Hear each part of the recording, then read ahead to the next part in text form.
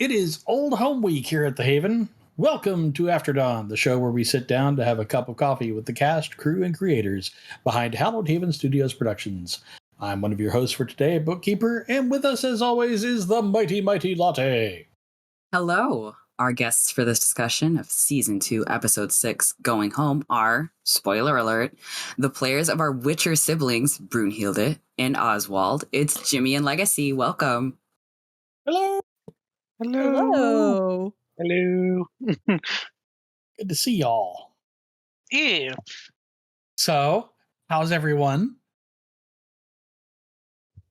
Good. Pretty good. Still coming down from that session a couple days ago, but things are really good. Yep. Excellent. Well, the first question is then for both of you, and it's about first thoughts.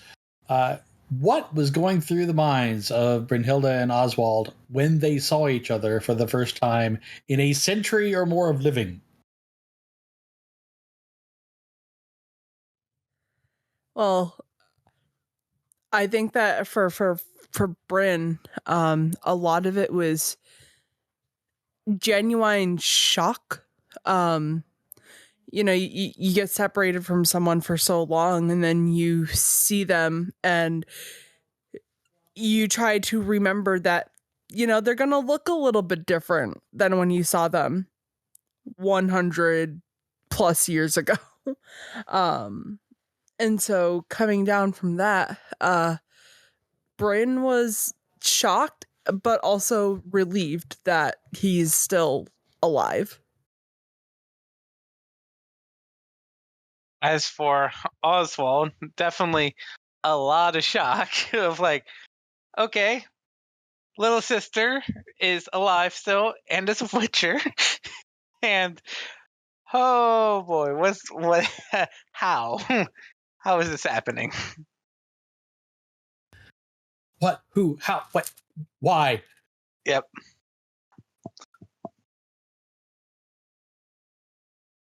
Well, especially given the circumstances of women Witchers not being all that common too, so Yep.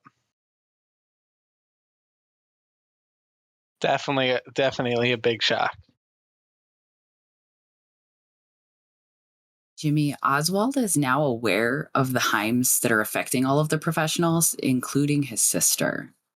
What's his take on how they've dealt with the monsters so far? He's happy that they've at least started the process of being able to find the Heims layers and try and take care of it. But at the same time, it's like, what the heck? How do you have 5 people all have Heims? What sort of fuckery have you guys been up to be that guilty about? And to attract 5 Heims to each of you. And you must all be player characters. Yep. That's weird. Yep. And also just the fact that he's very curious. He wants to help out the best he can, but of course, he needs to know why they're feeling guilty about this so he could better be able to track and help it. But of course, I don't think some of the answers that might happen is going to be good ones. It's definitely like treading that line because Oswald is close to the professionals, but not necessarily close enough to really like ask about like, hey, what have you done to, you know, attract these guilt monsters? I can see how that would be really hard. Yep. Meanwhile, the professionals are like, so the solution is to talk about our feelings. Surely there's another way. Yep. Also, therapy? Ha! Not in my Christian Witcher game. I'm just now imagining Oswald just like has like a room and with a chair. It's like, come sit, please. Tell me why you feel guilty. New profession, Witcher therapist. Yep. You're either the Witcher getting therapy or a Witcher giving therapy. Yep. There's no in between. There's The newest way to make money on the continent. Oswald pushes up his glasses. Tell me about your mother, Brynhilda. She was your mother too, jerk. deflecting the issue. Got it. So, speaking of witchers and their ways to make money, a professional question for both of you.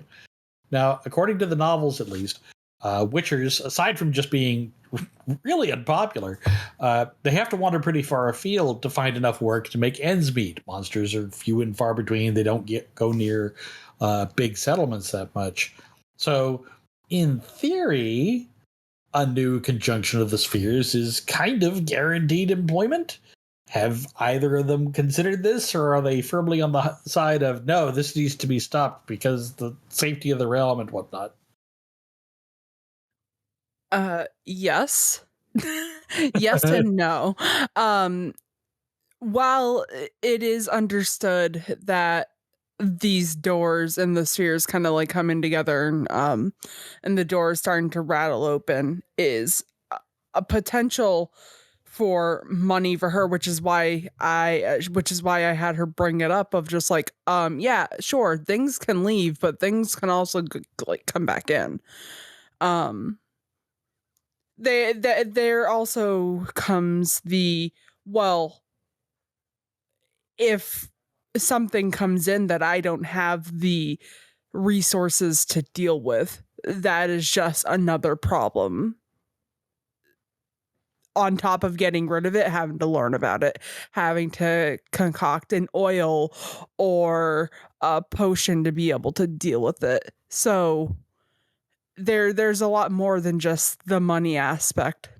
Although witchers, if one thing are, they love making money and they love hunting monsters. So, I mean, work.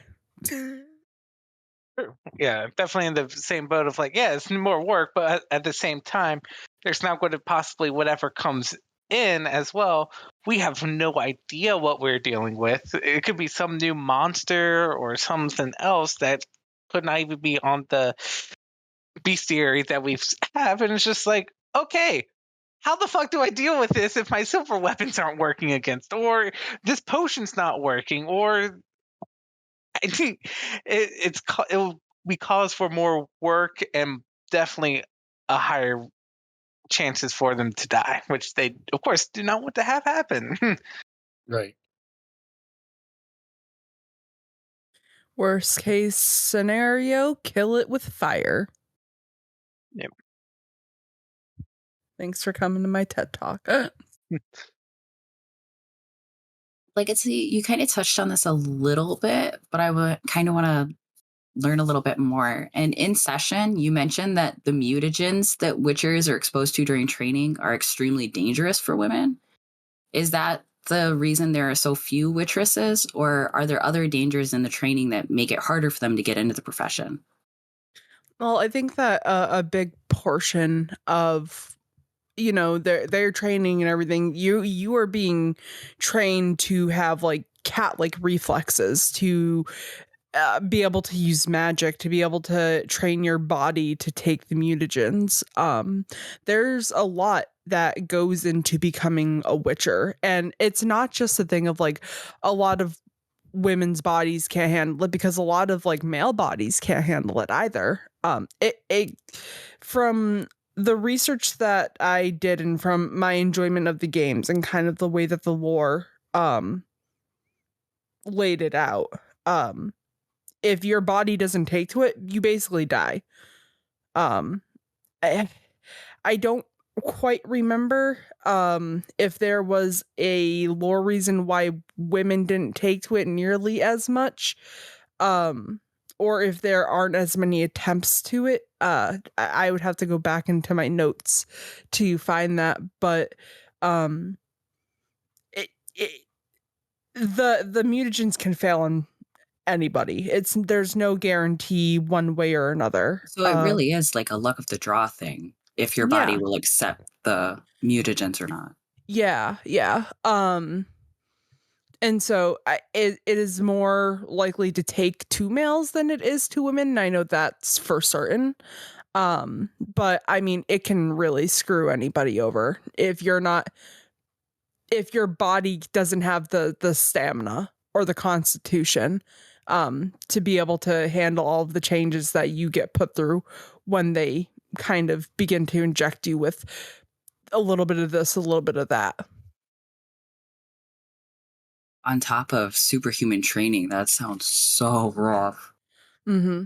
Yeah. And, while they do have, like, I don't know if you've ever played, like, The Witcher 3, they actually give you a little bit of taste of what sword training is for the younger, in the form of like a dream that Geralt had with Cirilla going through Witcher training.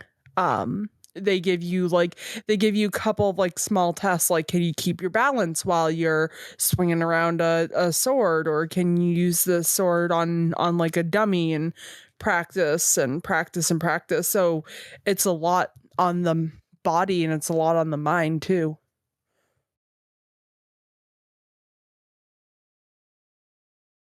They really tested and trained for anything that could possibly go wrong or will go wrong out in the field. Absolutely. And then on top of that, her school messes with magic a lot more than the others. So throw magic on, or throw like the Witcher signs on top of that with their intensive training, where the Griffin school works with the signs, the magic, the scrolls more than like the wolf or the bear or the cat. So they also have to have a lot of like mental stamina as well.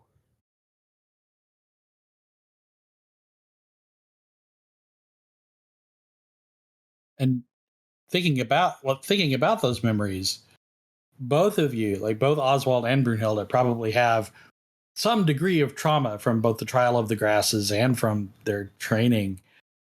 And have either of them thought about, wait, that means my brother or my sister who I care about, they went through these same traumatic events I did? Does it affect them at all to think about, wait, that's my sibling who went through these horrible things that I did? And if so, does it affect them at all? And if so, how? Well, for Bryn, I think that it's a lot of like,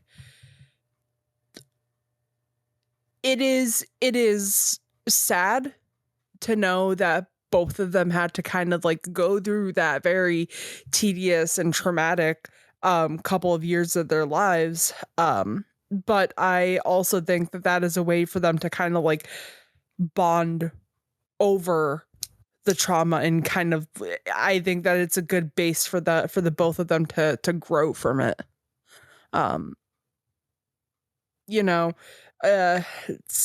Witchers aren't known for being the most empathetic, to say the least. So being able to kind of like have somebody who you are related to and who can relate to your shared experience is a lot of people like is a good way for people to kind of start to grow from the trauma that a lot that, in my opinion, I think that a lot of witchers still kind of hold on to, because it's a lot. And then on top of the trials and on top of the training and on top of the X, Y, and Z, most witchers are on their own after their training is done. Right. And they're taking on all of that by themselves. So I think that the two of them, having gone through similar experiences, maybe not so when they're on the field, but, both of them somehow ended up being personal witchers for a reason. I think that Oswald and Brynhilder have a lot that they can kind of relate to one another. which might make that healing process just ever so slightly easier, despite it being so long since the two of them have seen each other. Very much so. How does Oswald feel about thinking about his sister undergoing the tortures of the mutagens and some swordmaster beating her black and blue?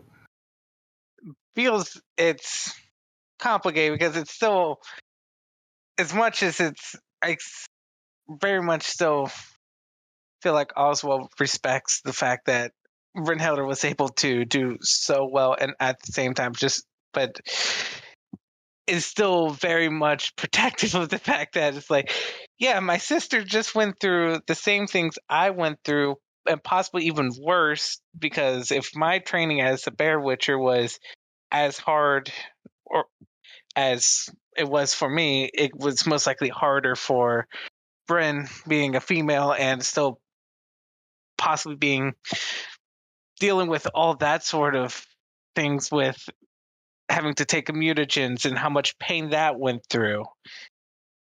It upsets him, but at the same time, if you're able to get over that, that shows how strong of a person you are, and is still pretty proud that Bryn was able to get through all of that.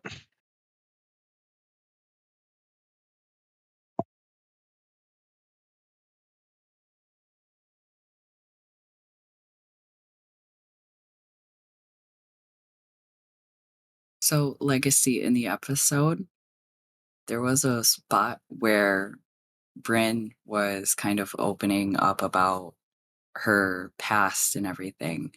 And she mentioned that when she was little, she had the dream to kind of roam across the countryside with her brother in a 2-person band. And we know that Bryn plays the lute. What instrument would Oswald play, and what would Bryn name the band?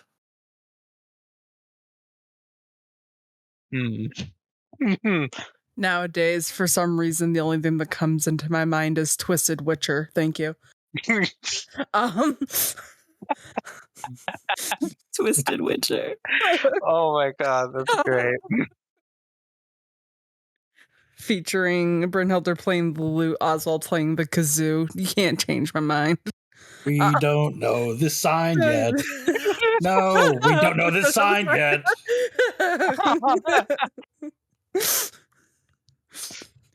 I'm not saying it's too late, but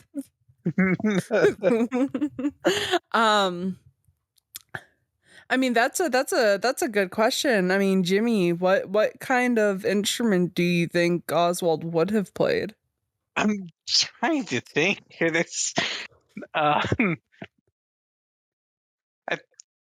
trying to think. Like, most likely, I really don't know. It's, I don't think Oswald was very much that musically gifted, but Maybe not. But yeah. Dude, Oswald was the kazoo kid. Yeah, basically. Wait a minute, who are you? He says as he gets whisked away for Witcher training. Yep.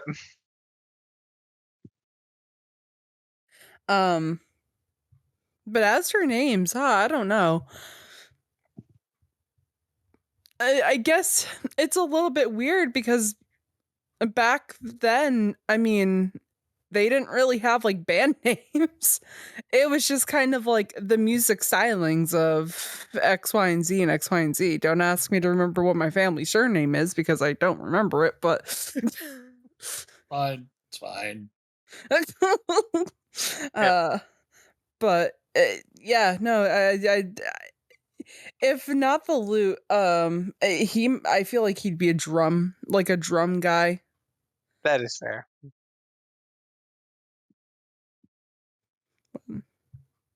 I could see that. Yeah.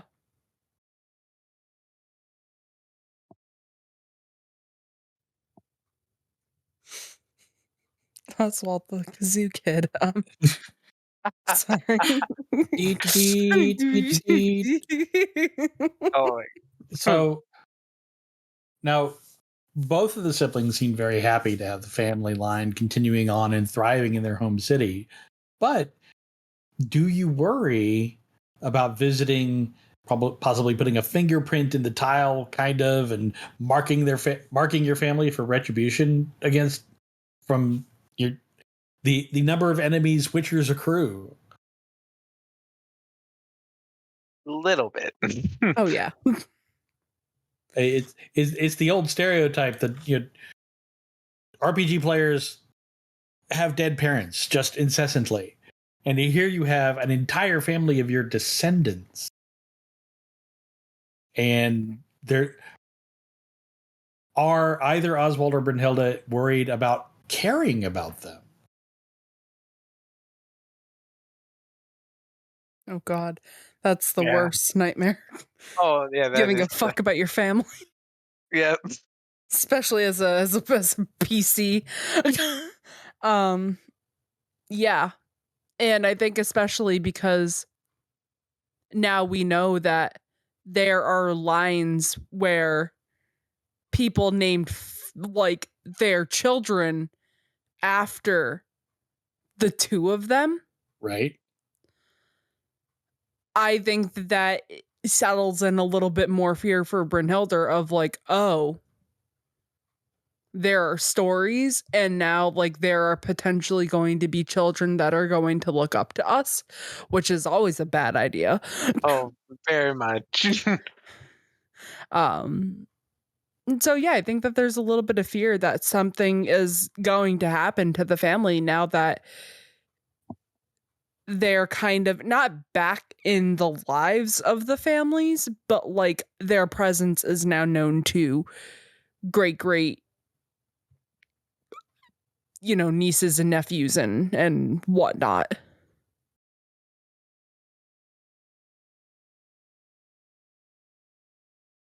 It's definitely like, and I can understand how it would be really stressful just from the idea that your family hasn't seen you for 100 years, but they're still telling stories about how Oswald was taken and then Brunhilde went missing. Yeah. Like, that story is still being told and circulating. Yeah, we're the family cryptids. Yep.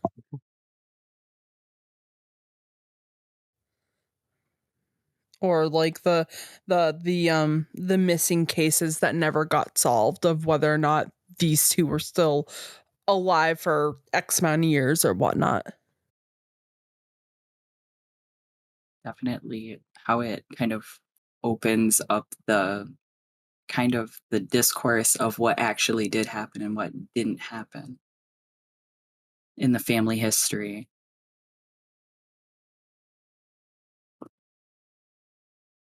And Bryn had a really big callback to season 1, talking about her guilt with Nienna over what happened to Illig. Was that talk to maybe help process the grief to move on from the loss, or did it open up old wounds? I think that it was a good starter for her to kind of process everything that had happened. I mean, rather unfortunately for her, Witcher, like her as a Witcher, and her as kind of like in every sense of the word, she's Nienna's kind of like bodyguard. So a lot of like the stuff that she had to process, she either had to process kind of silently by herself or like just kind of shoved down, for the sake of making sure that who she's getting paid to take care of is getting taken care of. So being able to finally be like, yeah, no, I feel like garbage for what had to be done, because I didn't get to hold on to somebody that I cared about. So it was definitely a way for her to kind of like take the weight off her shoulders and kind of open the discourse about it to heal around it. Yeah. And I think that it's a little bit of that, and it's a little bit of like that jealousy too, because her mentor Isilgir is still out there. He might be drinking about it, but he's still out there. Yeah. Huh. Well, maybe. But I a lot of, but like when somebody that she cared about had to die, for the sake of the better, for the all around good of The good everything of the else. continent and the Yeah. realm. And then she finds out that the guy who was supposed to die is still alive. She might be just like a little bit bitter too. Because what Nienna or the others don't really like pay much attention to is, well, why did the guy who helped me have to go while yours, who arguably did so much worse crap, got to live, and all he really got was we're gonna outcast you, and we're not really gonna like talk to you, but you're still alive. You can still go about and live your life relatively unfazed because you have magic. Sure, your diabolic mentor gets to live. Yeah, but mine had to go. What the fuck? Okay, but so then is this the beginning of the end of people shipping Brynhilda and Nienna then? As that sort of that wall comes up between them. How many people are going to have to update their OTP boards? Oh gosh. I don't even know if people have them as their OTP much anymore. She still cares about Nienna. And she still has a lot of love for her. So it's not necessarily that she doesn't care about Nienna or doesn't want what's best for her. But it's a little hurtful when, you know, the only person who in her opinion led her in any sort of positive direction with a life path that she kind of had to build for herself goes. It's sort of a, well, why them, Right. And I think that anybody who has to experience grief kind of goes through that. Well, why did it have to be them?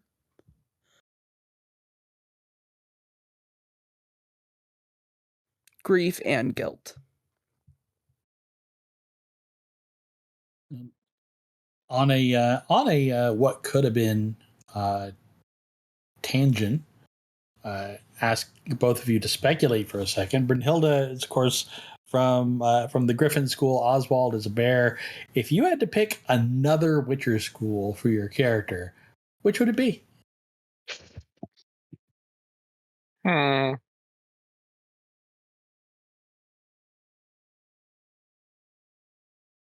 to think here.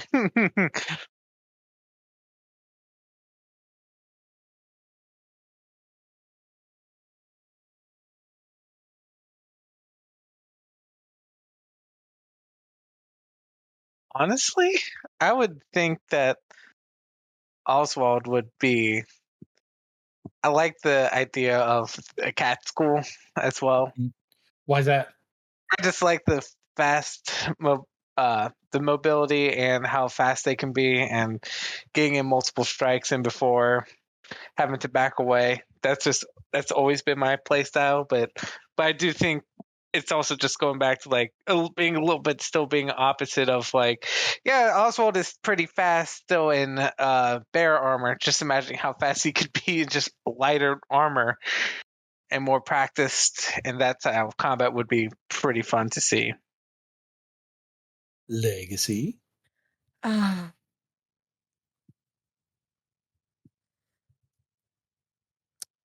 I honestly, I probably say cat school for her too. Either cat or bear for her. Because she is extremely fast, even as somebody from the Griffin school. So being able to kind of dual wield smaller blades, but being able to get more strikes in, it would definitely match her speed. Or being able to take better hits, or be able to maneuver around in heavier armor, also proves useful.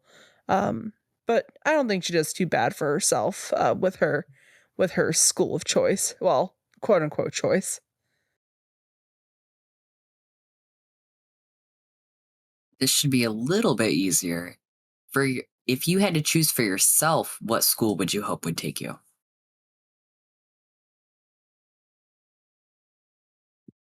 If a Witcher school were to come to your location and take you, which one would you hope it would be? Uh, I would want to be in the Griffin school because I think magic is so cool. Yeah. Hear me out. The School of the Crane, which uses both swords and guns.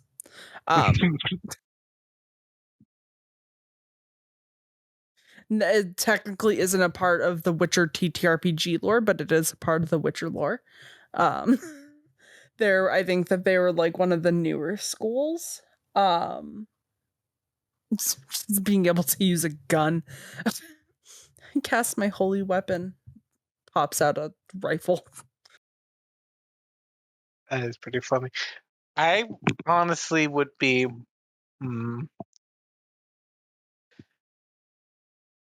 I think I would still much. I would like to go to the bear.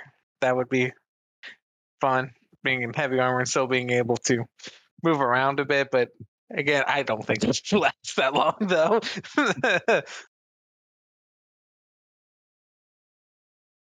Bear would be cool though because you'd be able to use because they're mostly stamina and strength, so you'd be Yeah. able to use the huge great swords and battle axes, and I think that'd be really cool. That would be fun. I don't think I'd be a really good cat witcher though. I don't think I'd be good at that because I'm so clumsy. Knowing me, I'd knock over 4 Celsius cans and they'd just hear me from a mile away. So like cat. Amazing.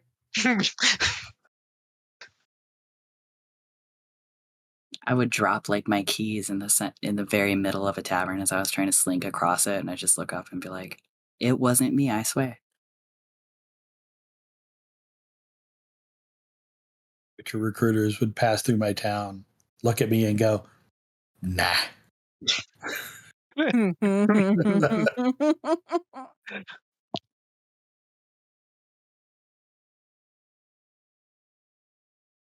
Well, I guess and then it comes then the good old question of would Witchers still be relevant in the modern age comes into play. Sure.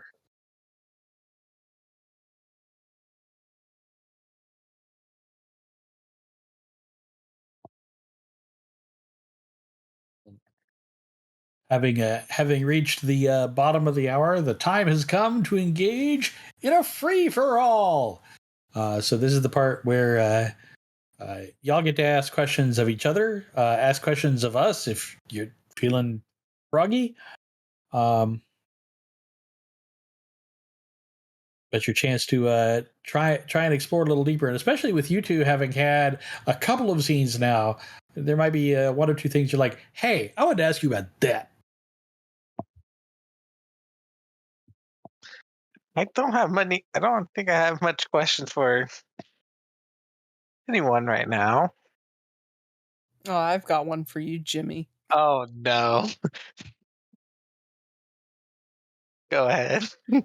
Now that they know that the other is existing, Mm-hmm. what do you think that dynamic is going to be in the either near or distant future? Especially where both of them are in their 100s at this point, and haven't seen each other for a little while. I think it would. I would hope that they would still have a pretty good relationship and call on each other if they need it. If things go well here. But but as I like to tease, I'm still holding cards close to my chest in case something ever comes up. Okay. And what about the twin situation where we discovered that now there are twins that are beginning to kind of like repeat history. Little thrown off about that part. That's still a little. Oh no, there's two of them that looks exactly like this might repeat history, or I'm scared. You can't be my reincarnation. I'm not dead. I'm not dead yet. Let me be dead before you name people after me. Yeah, you can't have my name. That's my name. I called dibs. Yeah. But it's Ozzy. No, it's close enough. Ozzy Osbourne, is that you?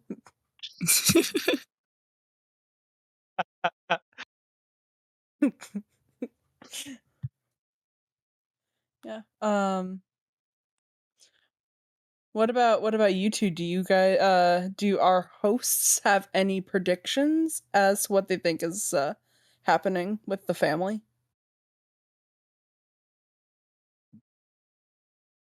I've been swerved enough times by Saul at this point to say no. I have no predictions this time. No, it's okay. When Saul finished up session and we both got offline, I just hear him giggling and I'm like, oh, that's never a good sign. Oh no. Yeah, that is definitely a bad sign. Yeah. Just like, you stop laughing. DMs aren't supposed to have joy. The What do you DM think, smiles. It's already too late. Yeah, exactly. Yep. I feel like we're walking into a trap, basically. We're not just walking into a trap. We're We are. marching headfirst into Yeah. it. With smiles on our little faces, being like, what could possibly go? And nothing will go wrong. It's the inverse Michael Bay, slow walking into the explosion. Yeah. Looking directly at it. That's right. No, but that's all I have for questions. So. All right. Anybody else? Going once? Going twice? Well then, that wraps it up for this episode of After Dawn. Thank you so much to Jimmy and Legacy for talking with us today. If you, dear audience, want more of this over-caffeinated and under-medicated dive into the people and plots of our HHS stories, After Dawn comes out every Thursday. If you want that buzz while it's at its freshest and piping hot, come find us on Patreon. For the cost of a cup of coffee, just $5, you get all our monthly episodes of After Dawn just as soon as they're ready to go. They will appear on YouTube a month later. I have been Bookkeeper. And I'm Latte, and we'll see you next sunrise for the latest After Dawn.